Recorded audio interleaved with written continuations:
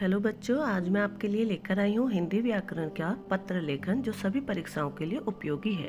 आइए देखते हैं पत्र लेखन किस तरह के होते हैं। पत्रों को विषय वस्तु एवं शैली के आधार पर दो वर्गों में वर्गीकृत किया गया है।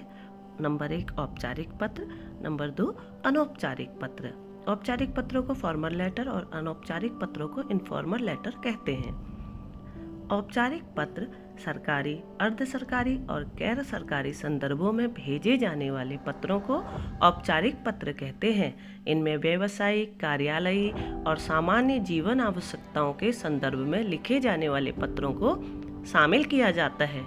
आइए अब अनौपचारिक पत्रों के बारे में समझते हैं।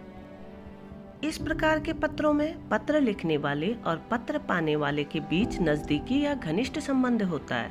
यह संबंध पारिवारिक तथा अन्य सगे संबंधियों का भी हो सकता है और मित्रता का भी। इन पत्रों को व्यक्तिगत पत्र भी कहते हैं।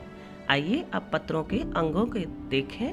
पत्र चाहे औपचारिक हो या अनौपचारिक, सामान्यतः पत्र के निम्नलिखित अंग होते हैं, जैसे पता और दिनांक, संबोधन तथा अभिवादन शब्दावली का प्रयोग, पत्र की सामग्री, पत्र की समाप्ति, स्वनिर्देश और हस्ताक्षर, ये सभी पत्र में पाए जाते हैं। आइए अब औपचारिक पत्र का एक नमूना देखें।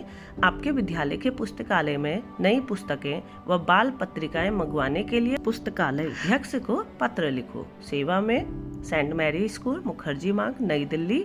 यहाँ पर आपने सबसे पहले पता लिखा, उसके बाद दिनांक, फिर विषय और विषय के बाद आप विषय वस्तु शुरू करेंगे। सविनय निवेदन यह है कि हमारे पुस्तकालय में पुस्तकों की संख्या कम है। एक कक्षा के सभी छात्र जब पुस्तकालय में आते हैं तो सभी को पढ़ने के लिए पुस्तकें नहीं मिल पाती। कृपया पुस्तकालय के लिए कहानियों की कुछ नई पुस्तकें व बाल पत्रिकाएं मंगवाने का कष्ट करें ताकि सभी छात्र पुस्तकालय के पीरियड का सदुपयोग कर सकें। आपकी अति कृपा होगी। उसके बाद धन्यवाद और प्रार्थी यानी सभी कक्षा के बच्चे और फिर दिनांक लिखी जाएगी। ठीक है, अब हम देखते हैं अनौपचारिक पत्र का एक नमूना, वह किस तरह से लिखा जाता है। आइए देखते हैं। छात्रावास में अच्छे मित्र बनाने के लिए समझाते हुए छोटे भाई को पत्र लिखो। सबसे पहले आप पता लिखेंगे, उसके बाद आप तारीख और फिर भाई का नाम।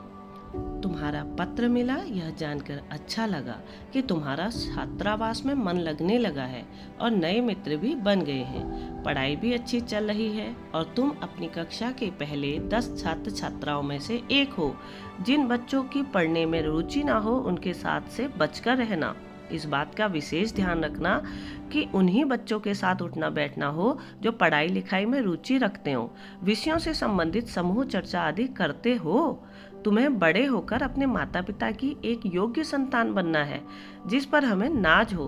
अच्छे बच्चों के साथ उठो बैठो और खूब उन्नति करो। मेरी शुभकामनाएं सदा तुम्हारे साथ हैं। तुम्हारी दीदी रिया। यहाँ पर आप अपना नाम लिख सकते हैं और उस लास्ट में आप अपनी दिनांक डालेंगे जिस दिन आपने पत्र लिखा है। इस तरह से आप यह पत्र लिखेंगे। सबसे ऊपर उसका पता, उसके बाद दिनांक, फिर उसका नाम और फिर विषय वस्तु और लास्ट में अपना नाम और दिनांक और समय।